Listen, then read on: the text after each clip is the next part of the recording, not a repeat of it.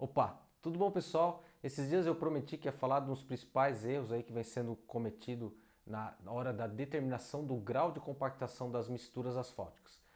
Isso vem acontecendo porque a gente tem uma nova norma que determina a densidade aparente dos corpos de prova moldados em laboratório e extraídos de campo, né? Que é a norma 44428. Acho que é isso aí mesmo, 4428 2020, né? ME, método do ensaio. Então essa nova norma, ela nos traz como que a gente determina essa massa específica aparente dos corpos de prova. Como é que a gente fazia antes para determinar essa densidade relativa aparente ou essa massa específica aparente desses corpos de prova? Simplesmente a gente pesava o nosso corpinho de prova, né? Então aqui nós temos o peso dele, vou chamar aqui de A, né? Peso no ar, né? Peso no ar desse corpo de prova, dividia essa massa, né, pelo peso dele no ar menos o peso dele, vou chamar aqui de C, o peso dele submerso em água, certo? Isso aqui vai me dar o volume de água que esse corpinho de prova ocupa, o volume deslocado, né? O volume de água, a massa, né? Na verdade, a massa de água que esse corpo de prova ocupa, certo? Então, isso no princípio de Arquimedes seria a mesma coisa que o próprio volume do corpo de prova. Então, a massa de água que esse corpo de prova ocupa, né, a massa deslocada, é a mesma coisa que o volume desse corpo de prova. Por isso eu faço, então, massa sobre volume, eu vou ter densidade. Tá? Era assim que a gente calculava a densidade, vou chamar aqui de GMB, né? A nossa massa específica, aqui densidade relativa aparente do corpo de prova. Lembrando que esses conceitos, densidade relativa, massa específica aparente, eu falo tudo numa live aí que eu faço sobre a metodologia Marshall, né? Que está lá no canal do YouTube, está lá gravado, quem quiser ir lá assistir, tá lá. Foi até lá que eu prometi que ia falar desse principal erro que vem sendo cometido, eu acabei esquecendo, estou falando agora para vocês aqui. Certo, beleza, mas tá, ok, Ramon. Tudo bem, era feito assim. Como é que se faz agora, né?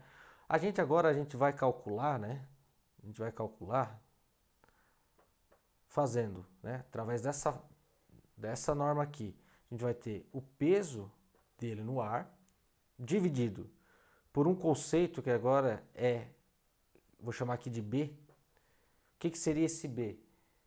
É o peso desse corpo de prova saturado com superfície seca. Ou seja, eu vou colocar esse corpo de prova dentro da água, retirar esse corpo de prova, secar ele por fora, secar a superfície dele e pesar. Certo? Por que isso? Porque aqui, vocês concordam comigo, no nosso corpo de prova ele não é totalmente liso. Então ele tem buracos, né, cavidades, onde a água consegue penetrar por essas cavidades. E aí, se eu utilizar essa fórmula aqui de cima, eu não estou levando em consideração essas cavidades. Então eu vou estar tendo um volume aqui menor. Então não vai ser o volume aparente realmente que eu quero. Então aqui eu já consigo levar em consideração um volume maior desse corpo de prova, né? Esse volume aparente dele, deste corpo de prova. Por quê? Vocês concordam comigo que esse valor aqui de B vai ser maior que A.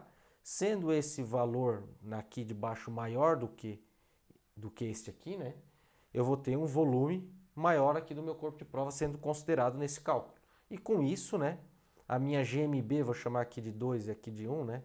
A minha GMB 2 vai ser o quê? Menor, né? Então vai ser menor do que 2. Então aqui, se eu calcular por essa fórmula, eu tenho uma densidade aparente maior do que se eu calcular por essa fórmula aqui. E isso vai impactar na hora de eu determinar o meu grau de compactação. Por quê? O que está acontecendo, né?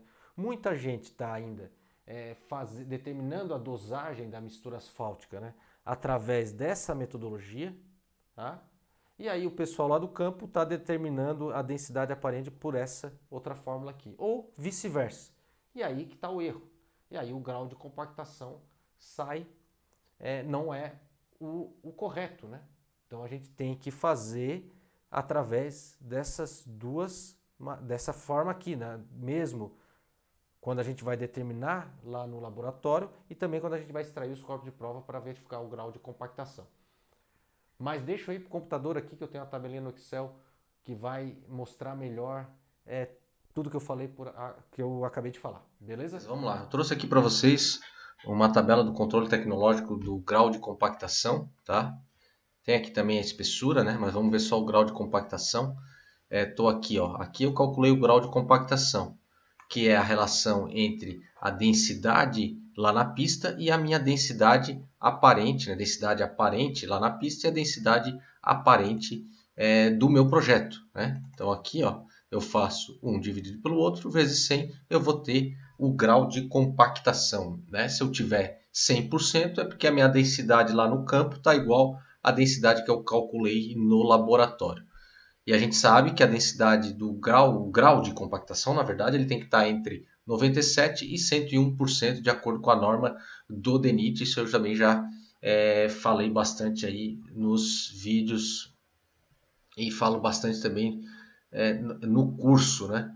No mini curso do Método Medina, a gente também fala bastante sobre essa parte da metodologia Marshall e do grau de compactação. Mas beleza.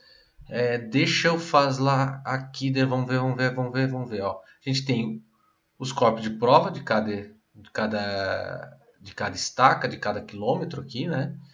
Eu tenho o peso no ar, lembra que a gente falou, que a gente chamou de A. O peso imerso a gente chamou de C, lembra? Né? E aí eu calculei o volume. O que é o volume? Um menos o outro. Né? Que aí eu tenho, lembra embaixo na equação, eu vou ter o volume, né, que seria o peso do ar menos o peso imerso.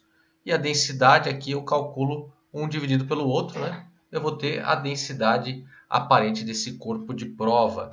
Perceberam aqui que este ensaio, todo esse controle tecnológico que foi pego, né, um ensaio, controle tecnológico real, vejam que ele não foi feito com o corpo de prova saturado com superfície seca.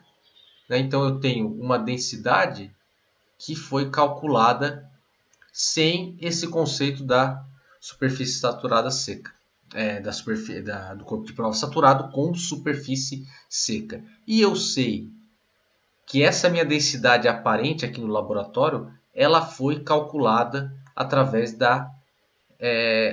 né, do corpo de prova saturado com superfície seca. Então, essa densidade aqui, vamos supor que ela está correta, foi calculada da maneira certa e essa densidade aqui não foi calculada da maneira correta, né? Então, ao passo que eu vou ter uma diferença aqui no grau de compactação. Vejam, eu vou colocar mais uma coluna aqui. Espera aí, vamos fazer junto aqui agora. Só para a gente testar. Vamos supor que aqui eu tenha uma 904 gramas,4 gramas. Agora, esse aqui seria o meu C, lembra? Meu B, na verdade. Eu chamei de B ali no quadro, né? Então, ó, na hora de calcular o volume, agora eu vou pegar o peso, não mais do ar, vou pegar o peso de B menos o C, né? Volume imerso.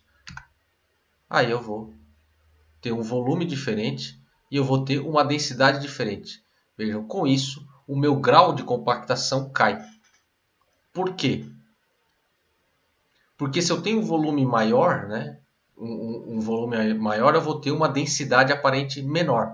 E aí, comparado com a densidade aparente que eu tenho lá, que é igual para todos os corpos de prova, eu vou ter um grau de compactação aqui que for menor. Foi menor, viram? Estava 99,4, 98,8. Aqui não, aqui passou porque está entre 97 e 101, mas se a gente pega aqui embaixo, por exemplo, ó, este daqui, ó, deu 97,3.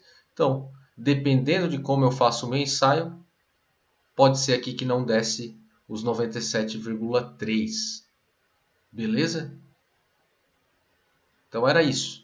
Da mesma forma também pode acontecer que muitas vezes eu calculei corretamente aqui a densidade aparente do corpo de prova extraído lá no campo, né? Fiz aqui como eu estou mostrando agora, né? Mas essa minha densidade lá do laboratório, ela está com uma densidade menor. Menor, né? Por quê? Porque ela não tá, minto, né? Ela está com uma densidade maior.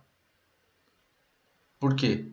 Porque lá eu não calculei através do corpo de prova saturado com superfície seca. Então, se eu não fiz dessa forma lá no laboratório, ele vai vir com a densidade maior, né? Perfeito? Perfeito. Beleza, então era isso, pessoal. Era isso que eu queria mostrar para vocês. Isso vem acontecendo bastante, tá? Pego muitos laudos aí e o pessoal, a gente tem que verificar o projeto também da mistura, então uns fazem um projeto de uma forma e depois, na hora de fazer o laudo, né, realizar o laudo, acaba fazendo o ensaio de uma outra forma. E aí o grau de compactação não bate, né? O que é feito muitas vezes para tentar minimizar esse erro, a gente também determina o volume de vazios direto da mistura asfáltica. E aí verifica o volume de vazios. Beleza? Era isso. Forte abraço.